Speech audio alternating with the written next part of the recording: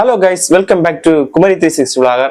So last week எல்லாருமே என்னோட சேனல்ல ஸ்விக்கி சேலஞ்ச் வீடியோ பார்த்திருப்பீங்க. 1 வீக்கா ஸ்விக்கி நம்ம ஓட்டிருந்தோம். ஒரு 8 hour ஓட்டிருந்தோம். ஸோ அதோட ஃபுல் வீடியோ தான் இது. இந்த வீடியோல நான் எவ்வளவு ஏர்ன் பண்ணியிருந்தேன், எவ்வளவு எக்ஸ்பென்ஸ் ஆச்சு, என்னென்ன கஷ்டங்கள் சந்திச்சேன், என்னென்ன எக்ஸ்பீரியன்ஸ் இருந்துச்சு எல்லாமே இந்த வீடியோ நான் சொல்ல போறேன். ஸோ மறக்காம வீடியோ ஃபுல்லா ஸ்கிப் பண்ணாம பாருங்க. ஒரு டெலிவரி பாயா இருந்தா எந்தெந்த கஷ்டங்களை சந்திப்பாங்க அப்படின்னு சொல்லி இந்த வீடியோ ஃபுல்லா சொல்லியிருக்கேன். ஸ்கிப் பண்ணாம பார்த்து நம்ம வீடியோக்கு லைக் பண்ணி ஷேர் பண்ணி சப்போர்ட் பண்ணுங்க. மறக்காம இன்னும் நிறைய வீடியோஸ் பார்க்க நம்ம சேனலை சப்ஸ்கிரைப் பண்ணி வச்சுங்க. வாங்க வீடியோக்குள்ள போலாம்.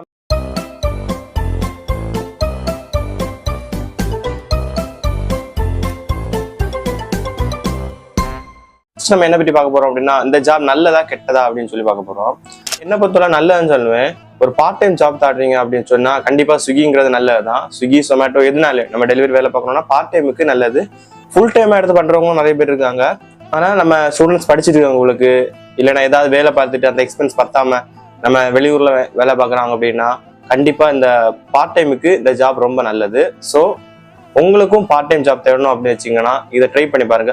தேவையில்லாம கொண்டு ஆன்லைன்ல ஒன்று பணம் இன்வெஸ்ட் பண்றதுக்கு கொஞ்ச நேரம் ஒரு ஏர்ன் பண்ணியாச்சுன்னா நல்லா பார்க்கலாம். நான் இந்த ஸ்விக்கி எப்பெல்லாம் ஓட்டுனேன் அப்படின்னு பார்த்தீங்கன்னா, நான் நைட்டு டியூட்டிக்கு போயிட்டு வந்துடுவேன். ஸோ மார்னிங் 8 இருந்து ஈவினிங் 4 தான் என்னோட டைமிங். பட் நான் எப்படி லாகின் பண்றதோ அதை பொறுத்து நான் எக்ஸ்டெண்ட் பண்ணிப்பேன். அப்படின்னா நான் ஸ்விக்கி பார்த்துட்டு இருந்தேன். ஸோ ஒரு நாள் 8 hours தான் இந்த அளவு தான் ஓட்டினேன். ஸோ எவ்வளோ ஏர்ன் பண்ணிப்பேன் ஷார்ட்ஸ்ல அன்னைக்கு டே உள்ளது சொல்லியிருப்பேன். ஸோ இந்த வீடியோல ஃபுல்லா எவ்வளோ ஏர்ன் பண்ணுறோம் அப்படின்றத சொல்ல போறேன். சரி, ஸோ செகண்ட் விஷயம் என்ன அப்படின்னு பார்த்தீங்கன்னா, கஸ்டமர் ஃபுட் டிலே ஆனாலே நம்மளை ஃபோன் பண்ணி திட்டுவாங்க. சில நேரம் அங்கே போனதுமே அங்கே வச்சு திட்டுவாங்க. ரேட்டிங்ஸ்ல இது பண்ணுவாங்க. ரேட்டிங்ஸ் நம்ம டவுன் பண்ணாங்க அப்படின்னா ஸ்விக்கி நம்மளுக்கு ஆர்டர்ஸ் தரதை கம்மி பண்ணுவாங்க. இது எதனால டிலே ஆகுது? ஃபர்ஸ்ட் ரீசன் ஹோட்டல்ல டிலே ஆகும் ஃபுட் ரெடி ஆகுறதுக்கு. செகண்ட் ரீசன் வழியில டிராஃபிக்கா இருக்கலாம், ஆக்சிடென்ட் ஆயிருக்கலாம், எது வேணாலும் இருக்கலாம். நான் மெயினா சமைச்ச ஒரு ரீசன் என்னன்னா ரயில்வே கேட். சென்னையை பொறுத்தவரை நிறைய இடத்துல ரயில்வே கேட் இருக்கு. ரயில்வே கேட்ல மாட்டினா ஃபுட் டிலே ஆகதான் செய்யும். நான் ஒரு மாட்டின எக்ஸ்பீரியன்ஸ் என்ன அப்படின்னா, ஒரு ரயில்வே கேட்ல மாட்டியாச்சு. 5 ட்ரெயின் போகுது. 5 ட்ரெயின் போறதோட ஒரு 1/2 hour மேல அங்க வெயிட் பண்ணிருக்கேன். அதுல 2 குட்ஸ் ட்ரெயின். நீங்களே யோசிச்சு பாருங்க, ஒரு ட்ரெயின் வர்றதுக்கு 5 நிமிஷமோ 10 நிமிஷத்துக்கு முன்னாடி கேட் க்ளோஸ் பண்ணிடுவாங்க. அவ்வளோத்துக்கு இருந்தும் அந்த இடத்துல ஸ்பீடா கொண்டு டெலிவரி பண்ணியாச்சு. ஆனா ஒரு 1/2 hour மேல டிலே ஆயிடுச்சு. ஸோ இந்த இடத்துல நீங்க யோசிச்சு பாருங்க, நம்ம என்ன பண்ண முடியும்? வேற வழியும் கிடையாது. நம்ம அதை கிராஸ் ஆகி தான் போனாலும் டெலிவரி பண்ண முடியும். ஸோ எல்லாருமே சிச்சுவேஷன்ஸை புரிஞ்சுக்கணும். ஃபுட் ஆர்டர் பண்ணிட்டாங்களா, அவங்க பசியை தீக்கணும் தான் நம்ம எவ்வளவு வேகமா கொண்டு கொடுக்க முடியுமோ கொண்டு கொடுக்கலாம் செய்யும். ஆனாலும் சில தவிர்க்க முடியாத சிச்சுவேஷனால டிலே ஆகதான் செய்யும். அதை கஸ்டமர் புரிஞ்சுக்கிட்டாங்கன்னா எந்த பிரச்சனையும். சில பேர் புரிஞ்சுக்காம நம்மள்கிட்ட கத்துவாங்க. நம்மளும் ஒரு காசுக்காக தான் நம்ம அதை வேலை செய்யறோம். தன்மானத்தை விட்டு நிறைய பேர் திட்டுவாங்க, என்னெல்லாமோ திட்டுவாங்க, எல்லாத்தையும் விட்டு தான் வேலை செய்யறாங்க. ஸோ இந்த வீடியோ ஆர்டர் பண்றவங்க பாக்குறீங்க அப்படின்னா, ஸோ ஒவ்வொரு டெலிவரி பாய்ஸோட கஷ்டத்தை புரிஞ்சுங்க. சில டைம் எனக்கு ஒரு லேட் ஆச்சு. எப்படி அப்படின்னா, பைக் ஸ்டார்ட் ஆகாம ஆகிப்போச்சு. நல்லா எல்லாம் ஆர்டர்லாம் போயிட்டு இருந்து ஒரு ஹோட்டல்ல நிறுத்திட்டு ஃபுட்டை எடுத்துட்டு வர முன்னாடி பைக் ஆஃப் ஆகி ஸ்டார்ட் ஆகாம ஆகிப்போச்சு. இந்த இடத்துல என்ன பண்ண முடியும்? ஒரு 5 நிமிஷம் ஆயிருக்கும். அதுல எப்படியும் 5 நிமிஷம் ஆகி அதுக்கப்புறம் தான் பைக் ஸ்டார்ட் ஆச்சு. நமக்கு அந்த நேரமே டென்ஷன் ஆயிரும். பட் என்ன பண்றது, நம்ம ஸ்டார்ட் பண்ணி அந்த நேரம் டெலிவரி பண்ணியாச்சு. ஸோ இதே போல் நிறைய கஷ்டங்கள் இருக்கும். ஸோ நீங்க தான் புரிஞ்சுக்கணும், ஆர்டர் பண்றவங்க புரிஞ்சுக்கணும் எதனால டேட்டா வராங்க அப்படின்னு சொல்லி. ஸோ அதை ஒன்று நோட் பண்ணிக்கோங்க. ஸோ அப்புறம் இந்த ஸ்விக்கி டெலிவரி பண்றவங்களுக்கு பைக் பஞ்சர் ஆகும், சில டைம் பைக்கு ஸ்டார்ட் ஆகும், போயிடும், பெட்ரோல் காலியாயிரும். இதனாலே ஃபுட்டு லேட் ஆகும். ஸோ அதை கஸ்டமர்ஸ் நான் புரிஞ்சுக்கிட்டேங்க அப்படின்னா கொஞ்சம் நல்லா இருக்கும். நெக்ஸ்ட் என்ன அப்படின்னா, டிப்ஸ் கொடுப்பாங்க. சில பேர் டிப்ஸ் கொடுப்பாங்க. நான் ஒரு இடத்துல தந்தாங்க, எனக்கு 20 ரூபா தந்தாங்க. பட் அது தந்தப்போ நான் என்ன கூட இல்லை, நான் என்னது பைக்குள்ள வச்சுட்டு வந்துட்டேன். நெக்ஸ்ட் ஆர்டர் வந்துச்சு. ஸோ வந்துட்டேன். நெக்ஸ்ட் ஆர்டர் பிக் பண்ண இருக்கும்போது பக்கத்துல சமோசா கிடந்தது. எனக்கு பசிச்ச உடனே சரி அப்போ போய் சமோசா சாப்பிடும் அப்படின்னு சொல்லி நான் அதை சமோசா சாப்பிடுவேன். அங்க போய் நான் அப்ப கூட நோட்டை பக்கல எடுத்து கொடுத்தாச்சு. அந்த நோட்டு கிழிஞ்சிருக்கு. இது வேணும்னு தராங்களா இல்ல எதுக்குன்னு தெரில, தெரிஞ்சுதான் தராங்களா இல்ல தெரியாம தராங்களா ஒண்ணுமே தெரில. நாங்க கொடுத்தோன்னே இல்ல தெரில, நீங்க அப்ப இருக்கிறது தாங்க அப்படின்னு சொல்லி நான் வாங்கிட்டு இப்பவும் அந்த நோட்டு எங்கிட்ட தான் இருக்குது. அது எங்கேயுமே செல்லாது. ஸோ செல்லாத நோட்டை இப்படிதான் கொடுத்து முடியும்னு சொல்லி தராங்களா என்னன்னு தெரியல. உங்களுக்கு ஏதாவது தெரிஞ்சுன்னா கீழே கமெண்ட் பண்ணுங்க. நெக்ஸ்ட் ஸ்விக்கி ஓட்டுறதுனால நிறைய ஏர்ன் பண்றோம் அப்படின்னு சொல்றாங்க. ஏர்ன் பண்ணலாம். 1 day 16 hours ஓட்டினா நல்லா ஏர்ன் பண்ணலாம். அது டைமிங்ஸ் எப்படி ஓட்டணும் அப்படின்னு பாத்தீங்கன்னா, மார்னிங் 11 to அந்த பீக் ஹவர்ஸ் கொஞ்சம் இருக்குது. அந்த பீக் ஹவர்ஸ் டைம் நம்ம ஓட்டியாச்சுன்னா கொஞ்சம் கூட ஏர்ன் பண்ணலாம். 1 day ஒரு 1000 எல்லாம் பார்க்கலாம். 1000லயே பார்க்கணும்னா எக்ஸ்பென்ஸ்லாம் இருக்குது. பெட்ரோல், பைக்கு, மெயினாக ஸ்விக்கி ஓட்டுறவங்க நிறைய தூரம் ஓட்டும் போது முதுகு வலி வரும், இந்த ஷோல்டர் பெயின் எல்லாம் வரும்.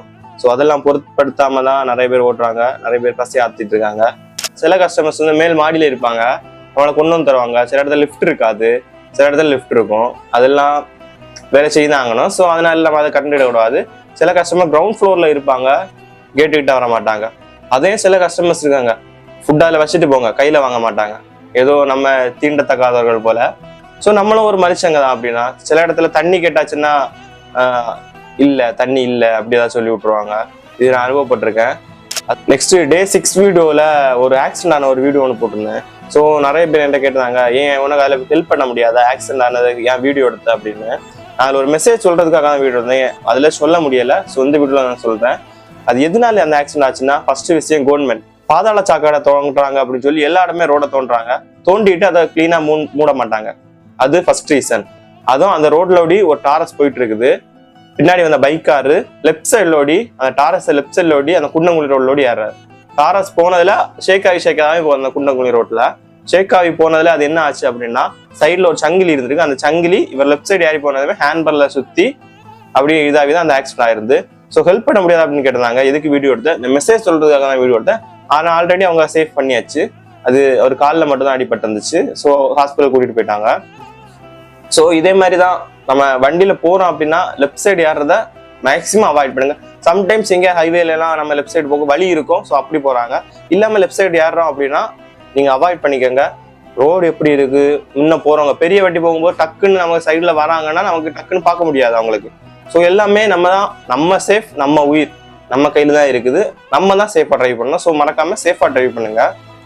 சரி, வளவலன்னு பேசாண்டா நம்ம எவ்வளவு ஏர்ன் பண்ணோம் அப்படிங்கிறத நான் சொல்றேன் பாருங்க. மொத்தம் நான் இந்த 1 வீக்ல எவ்வளவு ஆர்டர்ஸ் எடுத்திருந்தேன் அப்படின்னு பாத்தீங்கன்னா 102 ஆர்டர்ஸ் எடுத்திருந்தேன். எத்தனை கிலோமீட்டர்ஸ் நான் ஓட்டினேன் அப்படின்னா 739.2 கிலோமீட்டர்ஸ் நான் மொத்தம் ஓட்டியிருந்தேன்.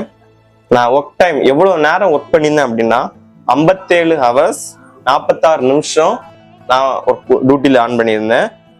டோட்டல் ஏர்னிங்ஸ் எவ்வளோன்னு பார்த்தீங்க அப்படின்னா, first day 878, second day 761, third day 572, fourth day 829, fifth day 808, sixth day 984, seventh day 678. அதுக்கப்புறம் இது 7 நாளத்தைக்கும் சில நாள் இன்சிடென்ட் இருந்தாங்க, அது 250 ரூபாய். ஸோ டோட்டலா எவ்வளோ அப்படின்னு பார்த்தீங்கன்னா 5760 ரூபா நான் ஏர்ன் பண்ணியிருந்தேன். இதுவே நான் பீக் ஹவர்ஸ், அதாவது 6 to 11 ஈவினிங் 6 to 11 பண்ணேன், இன்னும் அதிகம் ஏர்ன் பண்ணியிருக்கலாம். ஸோ நான் பார்த்தது மார்னிங்ல தான் பார்த்துருந்தேன். அடுத்த எக்ஸ்பென்ஸ் எவ்வளோ ஆகிருந்தது அப்படின்னு பார்த்தீங்கன்னா 1945, அதாவது 1945 ரூபாய் எக்ஸ்பென்ஸ் ஆயிருந்து. அதாவது இந்த பெட்ரோல், 1 டே பைக் பஞ்சர் ஆயிடுச்சு, ஸோ அது அப்படி சொல்லி சாப்பிட்டது அதெல்லாம் சேர்த்து 1945 ரூபாய் அதுக்கு செலவாயிடுச்சு. பேலன்ஸ் என் கையில் எவ்வளோ வந்துச்சுன்னா 3815 ரூபாய் இருந்துச்சு. 1 வீக்ல 3815 ரூபாய் கம்மி தான். ஸோ பார்ட் டைமா பார்க்கும்போது இது கொஞ்சம் நமக்கு லாபம் தான். ஸோ இவ்வளோ ஏர்ன் பண்ணியிருக்கோம் அப்படின்னா எல்லாம் உங்க சப்போர்ட் இருந்தனால தான். நான் நிறைய பேர் சொன்னாங்க உடம்ப பார்த்துக்கோ, இந்த வீடியோஸை பார்த்து உடம்ப கெடுத்துக்காத இதெல்லாம் பண்ணி அப்படின்னு. ஸோ என்னை பொறுத்தவரை பார்ட் டைமுக்காக தான் நான் பண்றேன், ஃபுல் டைமா எதுவுமே பண்ணல. இன்னும் இது போல கமெண்ட்ஸ் இருந்துன்னா நான் பண்ண ரெடி தான். ஸோ உங்க கமெண்ட்ஸ் என்ன தாங்க. நெக்ஸ்ட் சொமோட்டோ ட்ரை பண்ணுங்க அப்படின்னு சொல்லி ஒரு கமெண்ட் வந்துருச்சு, நான் ட்ரை பண்ண தான் போறேன். ஸோ மறக்காம அந்த வீடியோஸும் பார்க்க நம்ம சேனலை சப்ஸ்கிரைப் பண்ணி வச்சுக்கோங்க. மனசை தொட்ட ஒரு விஷயம் அப்படி அப்படின்னா, நான் ஃபுட்டு ஒரு இடத்துல இருந்து பிக் பண்ண போயிருந்தேன். அங்கே ஃபுட் பிக் பண்ண போகும்போது அங்கே ஒரு ஆள் வந்து ஒரு வயசானவர் சாப்பாடு கேட்டிருந்தாங்க.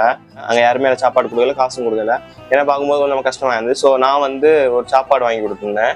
ஸோ அந்த இன்சிடென்ட் என் மனசுல கொஞ்சம் ஒரு இதாக இருந்துச்சு. ஸோ அதனால அந்த வீக்கில் ஏர்ன் பண்ணதுல 5 பேருக்கு சாப்பாடு வாங்கி கொடுக்க போறோம். எப்படி வாங்கி கொடுக்க போறோம்னு சொல்லி நம்ம சேனலை சப்ஸ்கிரைப் பண்ணி வச்சுங்க. வார சண்டே அதுக்கான வீடியோ வரும். ஸோ மறக்காம அந்த வீடியோ பார்க்க நம்ம சேனலை சப்ஸ்கிரைப் பண்ணி பெல் பட்டனை ஆன்ல போட்டு வச்சுக்கோங்க. ஸோ இந்த வீடியோஸை ஷேர் பண்ணி லைக் பண்ணுங்க. நீங்க கொடுக்குற சப்போர்ட்னால தான் நான் இன்னும் மேல வளர முடியும். ஸோ மறக்காம உங்க சப்போர்ட்டை எனக்கு இன்னும் கொடுங்க. ஸோ நெக்ஸ்ட் வீடியோல சந்திப்போம். பாய்.